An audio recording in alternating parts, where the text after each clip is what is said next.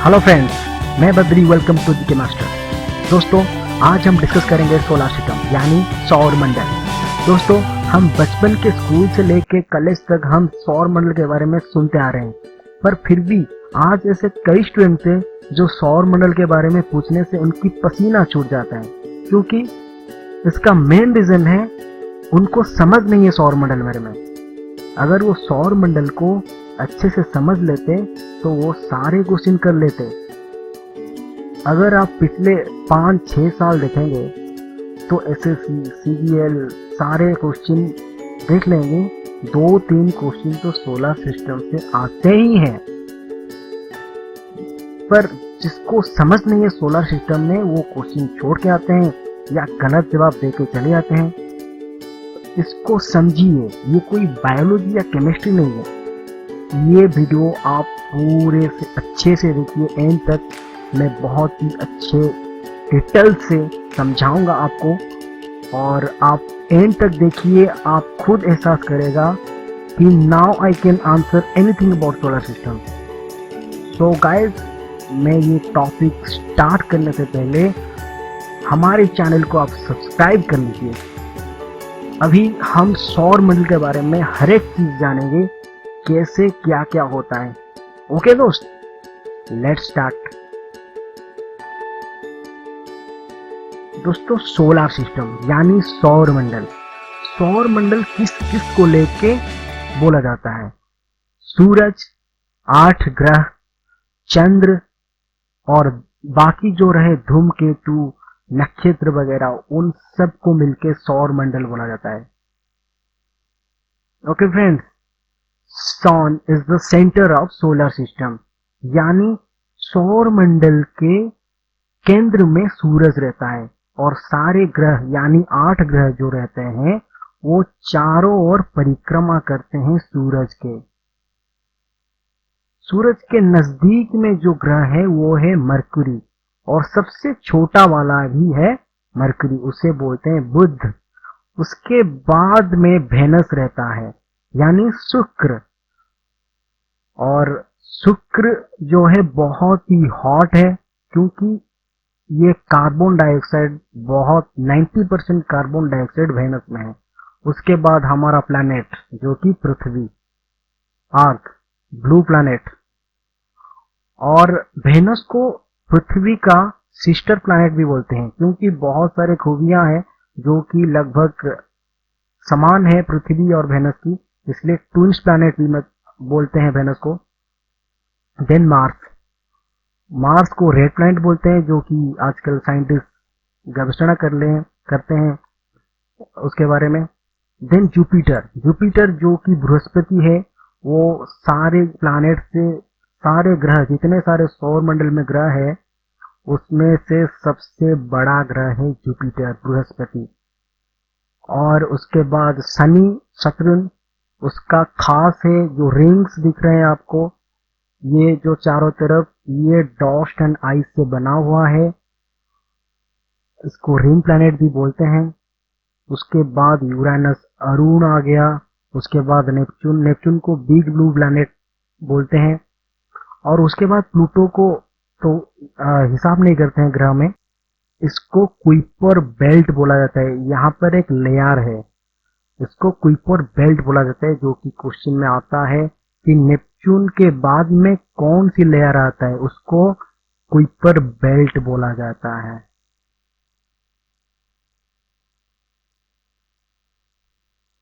Kuiper belt. Okay दोस्तों, next.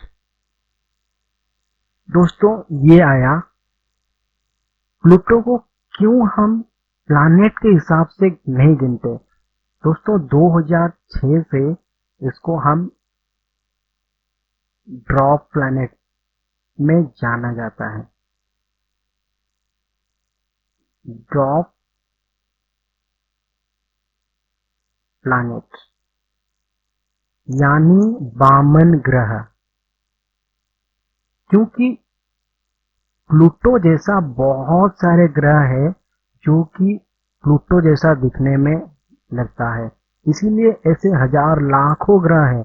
अगर सबको अगर ग्रह मान लेंगे तो याद करने के लिए तो दिमाग नहीं होगा। इसीलिए प्लूटो को डॉग प्लैनेट बोला जाता है, इसको प्लैनेट नहीं बोला जाता है। ओके फ्रेंड्स,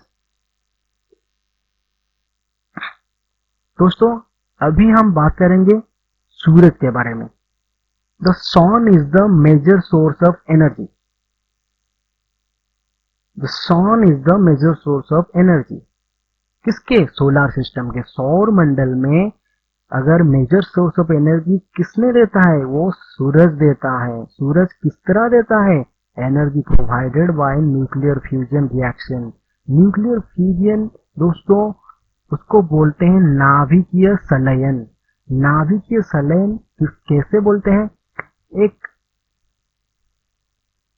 छोटे छोटे चीज को लेकर अगर एक बड़े चीज बनता है तो उससे जो एनर्जी पैदा होता है इसको हम बोलते हैं नाभिकीय संलयन।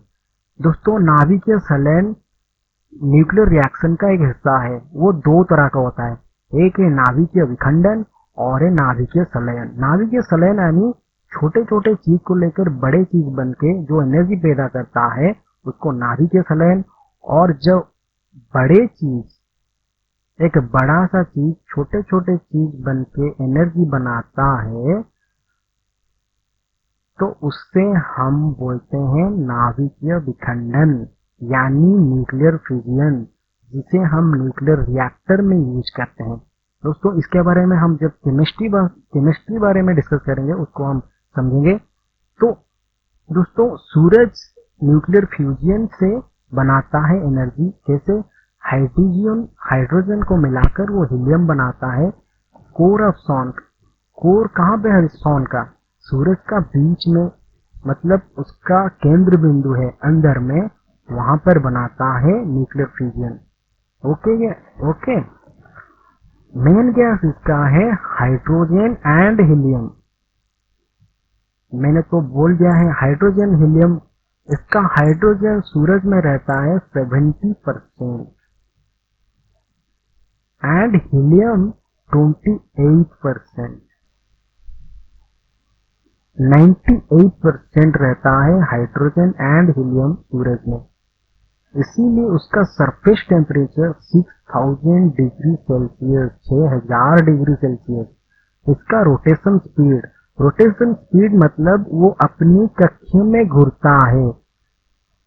इसको ऑलमोस्ट 26 दिन लगता है। अगर हम इक्वेटर किसे बोलते हैं? इक्वेटर इसको बोलते हैं। अगर यहाँ पर खड़ा होकर अगर यहाँ से रेस्पेक्टली हम देखेंगे तो सूरज को, ये एक्चुअली में सूरज है, पृथ्वी इसी तरह दिख रहा है, तो पृथ्वी का बीच में ये जो है गांठ, इसको इक्वेटर बोला जाता है। इस अगर रेस्पेक्टेड टू इक्वेटर देखा जाए तो 26 दिन लगता है सूरज को अपनी कक्षा में घूमने को। अगर हम पोल्स, अगर इसको हम पृथ्वी मान ले, इसको हम पोल्स बोलते हैं, नॉर्थ पोल साउथ पोल। तो पोल्स रेस्पेक्टेड टू पोल्स इसको 33 दिन लगता है, 33 days respected to poles. Okay दोस्त, डिस्टेंस फ्रॉम अर्थ, सूरज और पृथ्वी के बीच में 15 लाख वर्ग किलोमीटर। उसके बावजूद कितना गर्म लगता है पृथ्वी में, मतलब 15 लाख वर्ग किलोमीटर होने के बावजूद गर्मी बहुत है। मतलब सोचिए 6000 डिग्री सेल्सियस के पास में अगर कोई जाएगा वो तो काम तमाम हो जाएगा उसका। दोस्तों according to NASA, sun's diameter is approximately 100 times larger than diameter of earth. मतलब पृथ्वी से 100 गुना से ज्यादा सूरज बड़ा है। दोस्तों अगर हम सारी ग्रह नक्षत्र जितने भी सौर मंडल में मिलवा देंगे तब भी सूरज के बराबर नहीं होंगे। मतलब सूरज कितना बड़ा है। Time taken sunlight to reach earth, सूरज के जो किरणें हैं वो 8 मिनट 16.6 सेकंड लगता है। ये कई बार सवाल में पूछा गया है क्वेश्चन में, तो इसको याद रख लीजिए। 8 मिनट 16.6 सेकंड लगता है। दोस्तों और एक इंटरेस्टिंग चीज, अभी मैं सूरज को आपको दिखा रहा हूं। ये दोस्तों, ये जो सूरज की देख रहे हैं ये जगह, इसको बोलते हैं फोटोस्फीयर। उसके बाद में ये जो व्हाइट वाला दिख रहे हैं उसको बोलते हैं क्रोमोस्फीयर। और उसके बाद में जो रेड कलर की जो ज्वाला वगैरह निकल रहा है इसको बोलते हैं कोरोना। दिस वन, ठीक है, फोटोस्फीयर, उसके बाद क्रोमोस्फीयर, देन उसके बाद कोरोना। ओके दोस्तों, अगर हम सूरज से डिस्टेंस के लिए देखेंगे तो फर्स्ट आएगा मरकुरी, जो मैं पहले बोला था फर्स्ट स्लाइड में। उसके बाद वेनस यानी शुक्र, बुध, शुक्र, पृथ्वी, मंगल, बृहस्पति, शनि, अरुण, वरुण। ये डिस्टेंस के लिहाज में इस तरह का होता है। अगर साइज के लिहाज बोला जाए तो जुपिटर पहले आता है सबसे बड़ा, उसके बाद शनि, यूरानस, नेपच्यून, अरुण, वरुण, उसके बाद पृथ्वी, शुक्र, मंगल, उसके बाद बुध। दोस्तों आप एक थोड़ा देख लीजिए, यहाँ पर मैं एक इमेज है, सूरज है, ये चारों जो है साइज के आकार में डायरेक्शन चेंज होता है, मतलब उल्टा हो जाता है। ये जुपिटर यहाँ पे चला आता है, सतुर्न यहाँ पर चला जाता है। देखिए जुपिटर चला गया फास्ट को, सतुर्न चला गया, यूरेनस, नेपच्यून, मतलब यूरानस चला गया यहाँ पर, नेपच्यून चला गया, ये चारों उलट गया, मतलब नेपच्यून इधर आ गया जुपिटर के जगह में, और सतुर्न चला गया यूरेनस के जगह में, और यूरेनस आ गया किसके जगह में, सतुर्न के जगह में। बृहस्पति चला गया वरुण की जगह में। मैं फिर से इसको इरेज करता हूं, बृहस्पति चला गया किसके पास, वरुण, वरुण की जगह में, और अरुण चला गया शनि की जगह में, मतलब अरुण, शनि एंड बृहस्पति, वरुण, ये जगह चेंज कर देते हैं और ये चारों चले गए उनका साइज लेकर, ये वाला।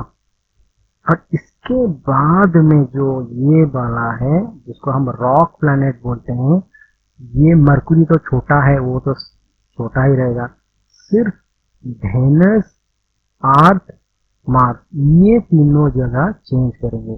मतलब अर्थ चला जाएगा फिफ्थ में, मार्स चला जाएगा सेकंड में, वेनस आ जाएगा थर्ड में।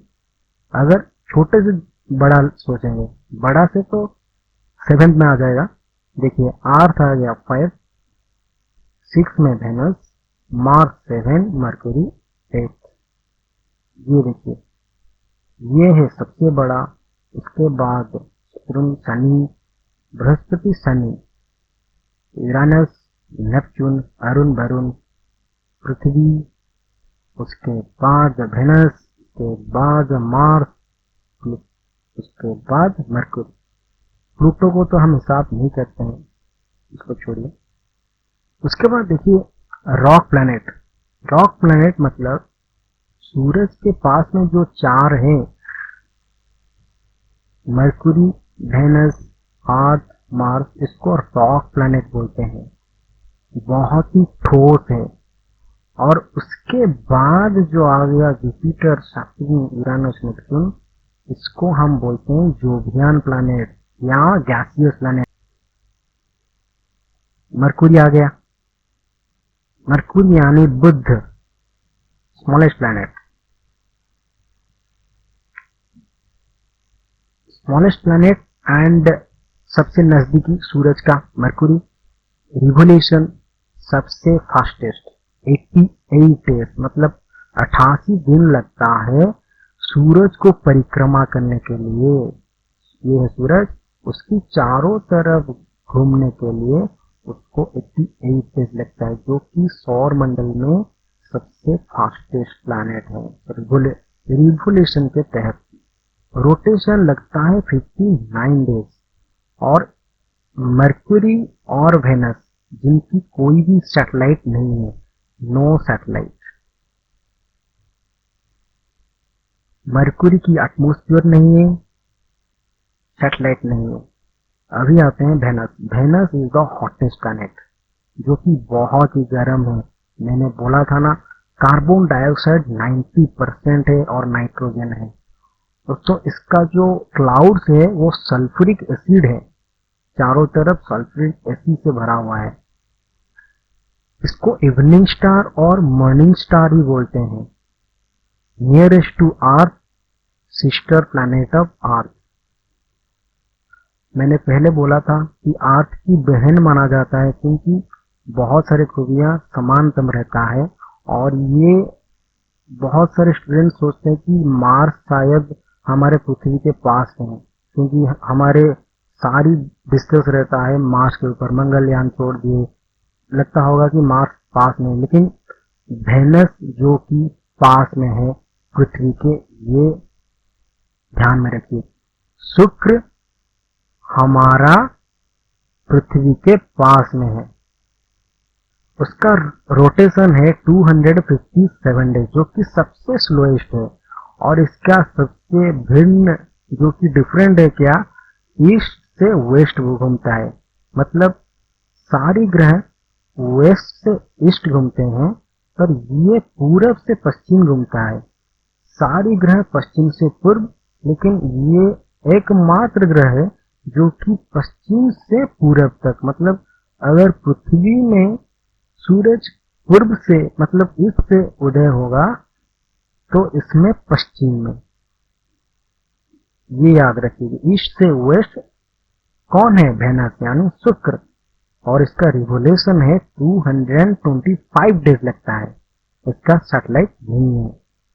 रिवोल्यूशन मतलब सूरज को परिक्रमा करने के लिए 225 दिन लगता है, और अपने कक्ष में घूमने के लिए 257 दिन लगता है। ठीक है। और एक चीज मैं दिखा देता हूं, ये देखिए, ये है पृथ्वी और ये वेनस, जो कि बहुत ही छोटा है पृथ्वी से, लेकिन मरक्यूरी से बड़ा है।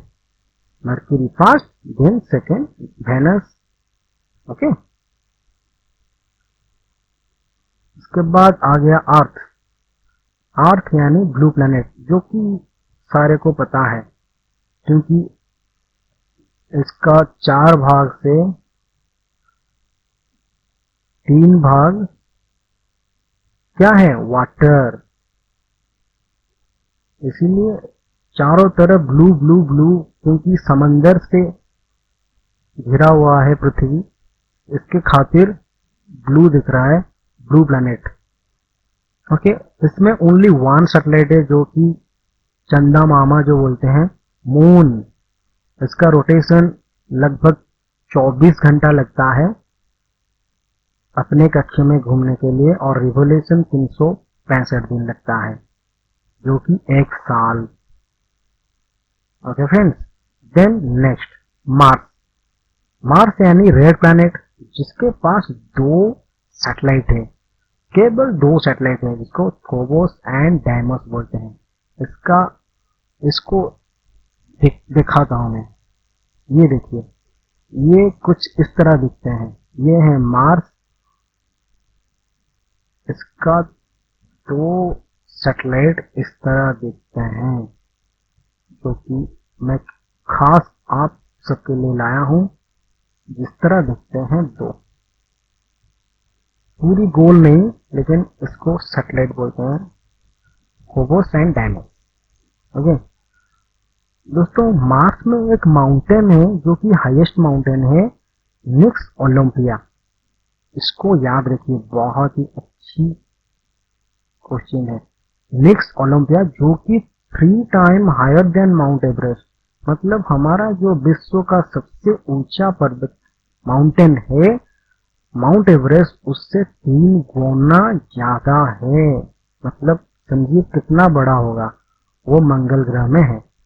उसका रोटेशन स्पीड लगभग पृथ्वी के समान है 24.6 आवर एंड रिवोल्यूशन 687 डेज लगता है।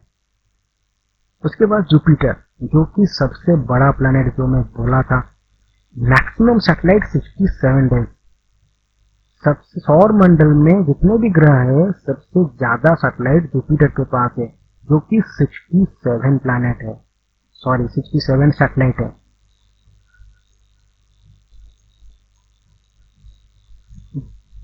प्रोमिनेंट सैटेलाइट उसका है Europa and Callisto and Ganymede. दोस्तों गैनीमेड जुपिटर का है और इसके बारे एक इंटरेस्टिंग टॉपिक है जो मैं बाद में बोलने वाला हूं। क्या है वो? These are called Galilean moon. Galilean moons किसको बोलते हैं? Europa, Callisto and Ganymede. Rotation इसका है 9.8 hour, fastest in solar system. मतलब सोलर सिस्टम में सबसे कम समय में रोटेट करने वाला ग्रह कौन है? बृहस्पति, जुपिटर। 9 लगभग 10 घंटे में वो घूम जाता है, अपनी कक्ष में घूमने जाता है।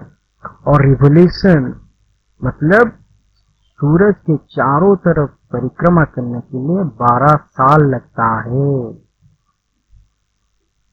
नेक्स्ट दोस्तों, सैटर्न यानी शनि, जो कि सेकेंड लार्जेस्ट प्लैनेट है।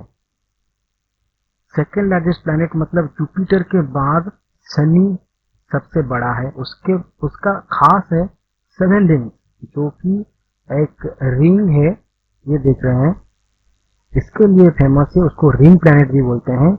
Made up of dust and ice particle. ये किससे बना हुआ है?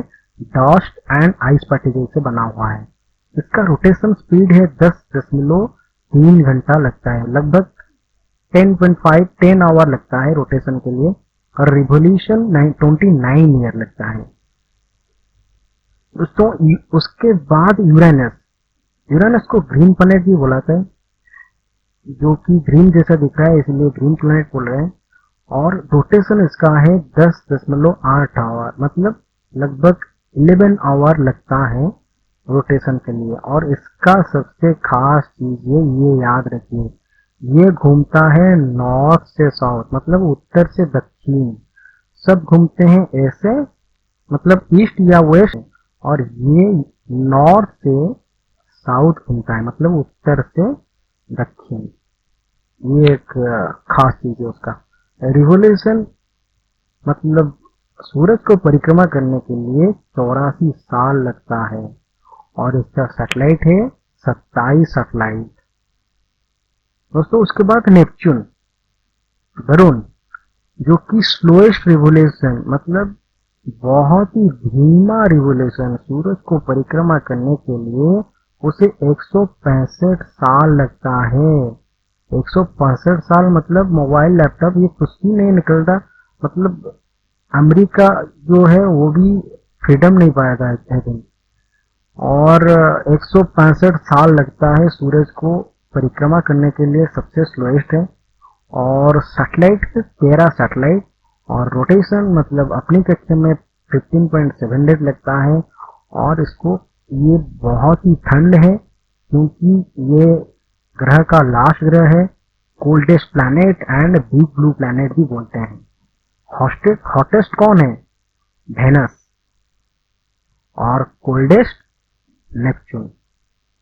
ओके, ये अभी आया रिव्यू।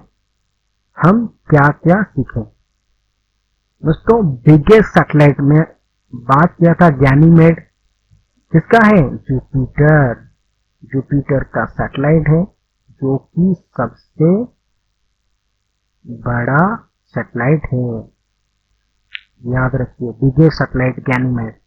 उसके बाद brightest star outside of solar system, सौर मंडल के बाहर में सबसे ब्राइटेस्ट स्टार कौन है? साइरस या डॉग स्टार बोलते हैं।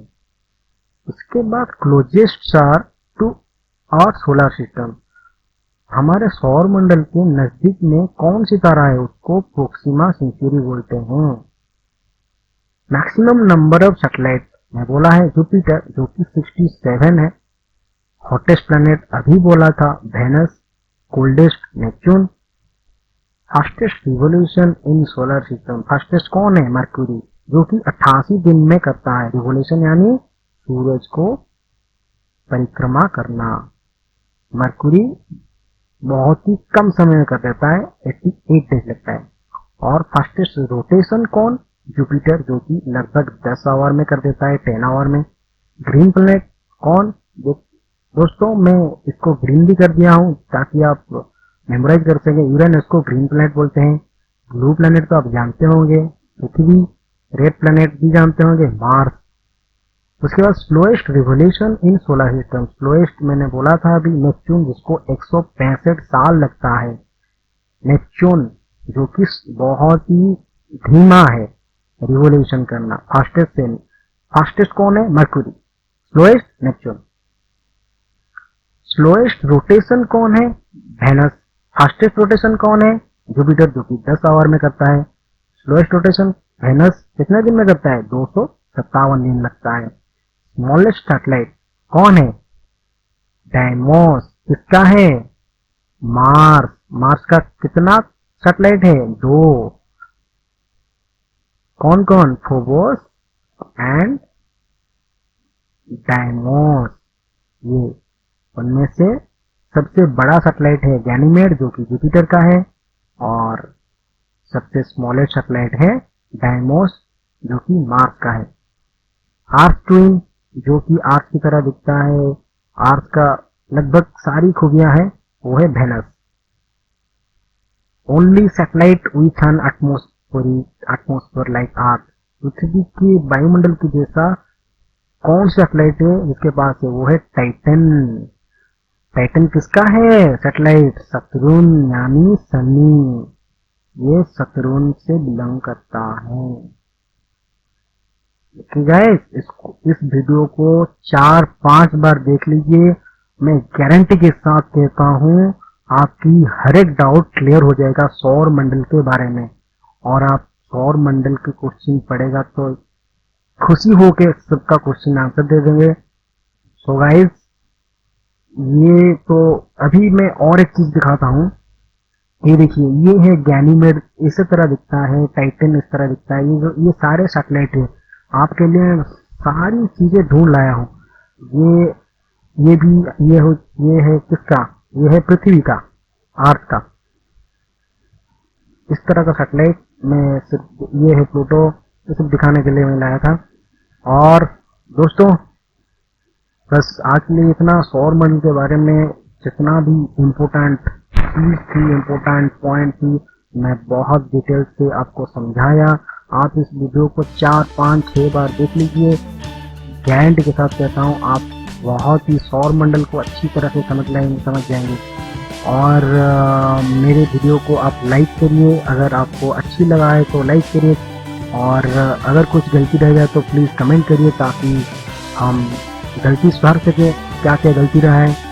और प्लीज़ कमेंट करिए, हमारे टीम्स जरूर आंसर देगा। तो guys take care, thank you, take care, bye.